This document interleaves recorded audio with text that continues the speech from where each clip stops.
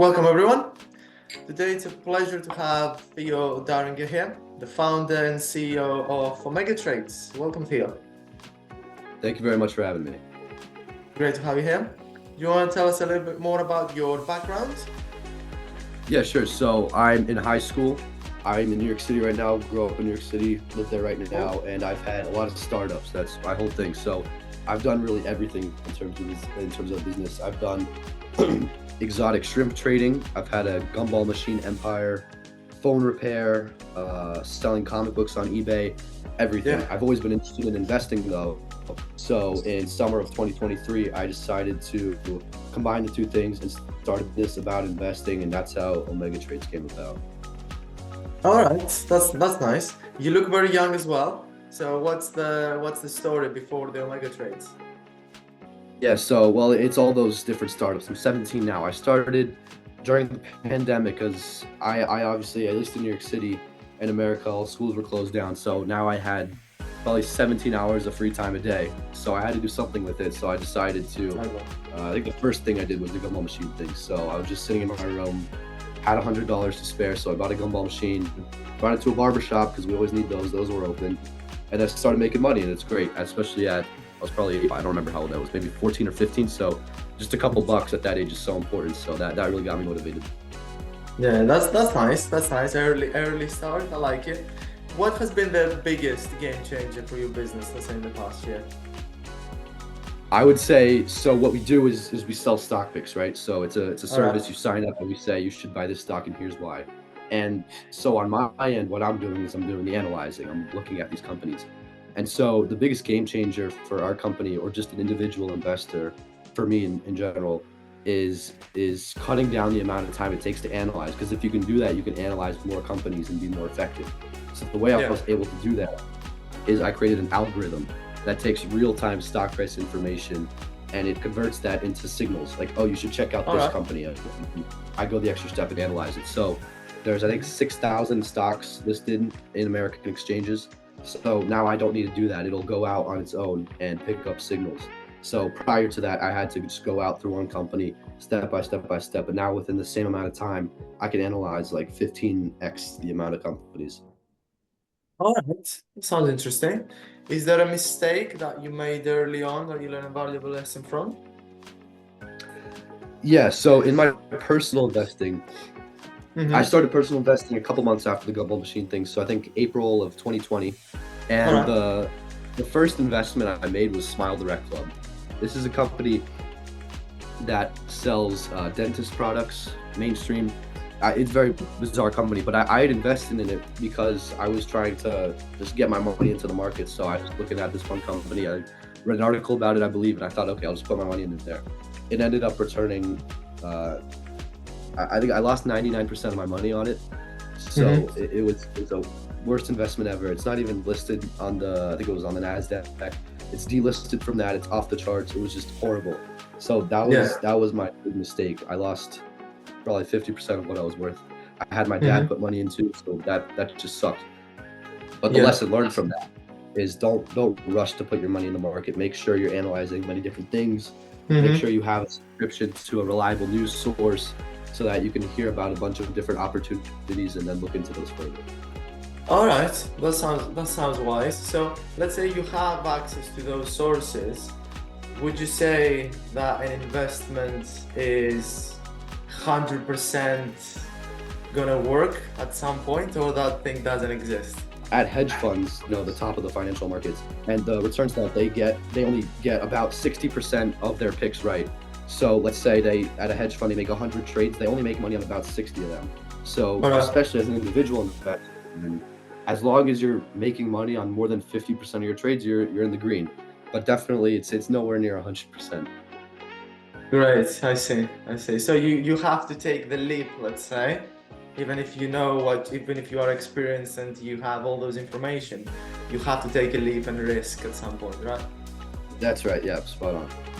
Brilliant. Is there a question that you get asked most often about Omega Trades? Yeah, so on our homepage, we show very clearly our returns, and we returned 31.9%, something like that, since our inception. and the S&P 500 within the same time performed, I believe, 16. So we doubled that. And the question I get asked the most is, how did you outperform? Because only 10% of Wall Street companies are able to do that consistently. So that's a big feat. And I will say that a big part of it is luck. I'm sure, I don't know to what degree. I have found that whenever we recommend a stock and it does well, it's because of the reason we had thought so. So I think luck is a smaller part, but it surely could be one. The other thing is we don't trade with volume. So if a hedge fund, these big companies on Wall Street, any investment fund, if they were to actually buy a stock, they're doing it themselves. We don't do that. We just recommend it. So we ourselves are not actually buying the stock. And the reason why that's important is because if you're actually buying a stock, you're putting buying pressure on that stock.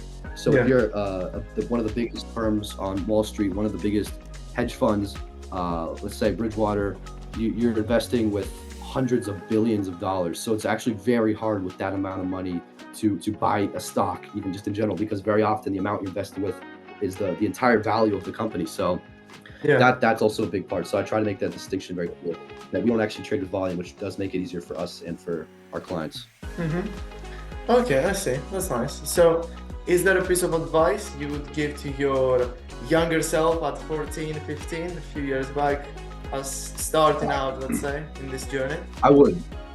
Yeah, so it would be more about the entrepreneurship side of things instead of my investing. But because investing, it's not a very time-consuming thing. You can analyze 10 companies a week, and it's not a big deal. But so in terms of starting companies, though, that's a very time-consuming thing. So what I'd say is understand the fundamentals of discipline. So it's if we started a business, right? And on day one, we got a client, day two, we got a client, day three, and we're just consistently making growth, then it's very easy to be motivated to keep working. True. But the problem is that's only a couple months down the line.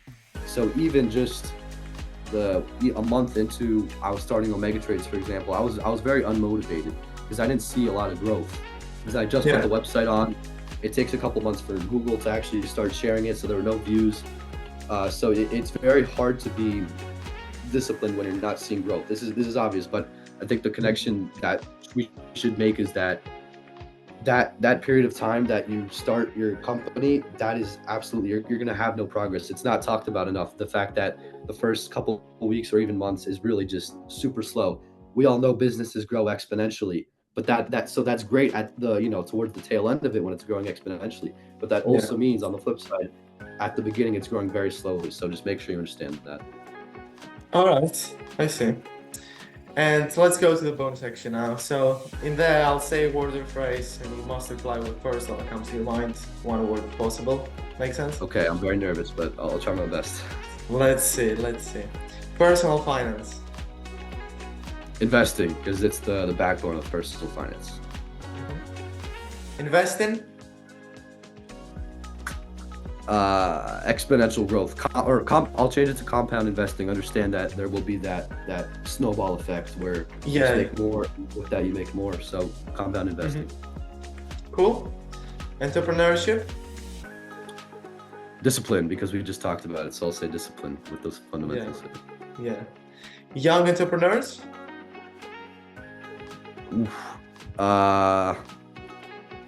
Young entrepreneurs. Keep your head up. I know that's a phrase. Okay, I'm allowed to say a phrase, right? Yeah, it's fine. Yeah, okay, because I say that because obviously in business you're interacting with people, and if you're younger, you feel, maybe not so important because you're younger and not as experienced, which is kind of true, but make sure you at least act confident. I found that when I'm talking to older people, kind of have my head down. So literally keep your head up, I see. And last one, mindset over skill. Mindset over skill. Outperforming, because if you could have somebody who's so much more talented than you, but if you're more motivated than them, if you have a better mindset, you'll always outperform them. So absolutely. Would you say what's more important for you, let's say, in your opinion, motivation or discipline? Discipline, because motivation is fleeting. You can have it for a couple hours at most, but discipline is absolutely the best. If you have a disciplined mindset, unless you actively change that mindset, you will have that mindset for the rest of your life. I see. And back to take you back to entrepreneurship, you said discipline there as well. So do you think there is a way for all those people that are not so disciplined and they just act on motivation, let's say, is there a way to teach or practice discipline at some point? Yeah, something that I did. I had the exact same problem, is that I had motivation, which is great, but at certain times it just wasn't there. But what I did is with my notebook. It was in this notebook over here. A couple months ago, I did it. I wrote down, what does the best version of myself look like? I just wrote down, like, okay, if I worked out all the time, for example, if I put X amount of hours into this venture, that venture, and I put X amount of hours into investing, what do I look like? How much money do I have? What do I physically look like if I go to the gym? And that's actually, that will provide discipline in the form of motivation, because whenever you're about to make a decision, okay, do I go on the couch right now or do I go to the gym? You can remember, what does that best version of myself look like? And so I think that actually provides infinite discipline, infinite motivation, which is synonymous with discipline. Yeah, I see what you mean. I understand. So what's next for Omega Trades and you specifically?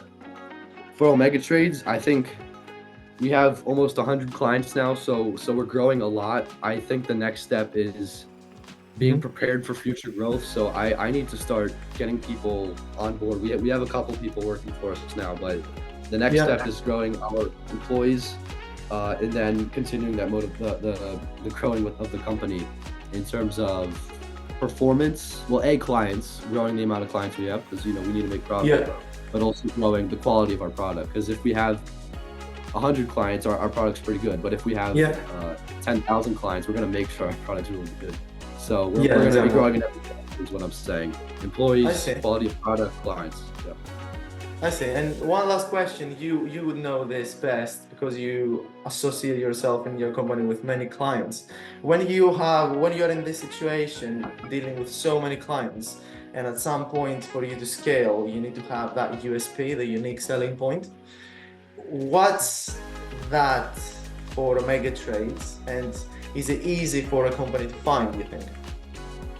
The unique selling point for us is absolutely face-to-face. So usually when companies are marketing, they and sometimes it works, especially if you're a bigger company and people already know you, is you just advertise your product online and there's no human element. But what we do is we have salespersons. So about half of our employees are actually they're marketing, they're salespersons. And what they do, though, it's not like they're running Facebook ads or Google ads. They're going out on their own. Sometimes it's online, sometimes it's the people they know at first, but usually it's online, and they're trying to book a call with somebody is the big thing. And that's great, because then once that person's on the phone with you, there's that face-to-face element, there's the human factor, and you can trust somebody that you've called more so than somebody who's like face you've seen on a website. I understand that. I've started like that, and I realized, yes, it makes others familiar, right? So it gets them to come to you instead of you looking out for them, right? That's nice. Any last words from Theo, Darringer, before we close the pod? Well, thank you very much for having me. I appreciate you putting me in touch with your audience. It's been a great talk, I think. Brilliant. Appreciate you coming here. And that was Theo Darringer, ladies and gentlemen.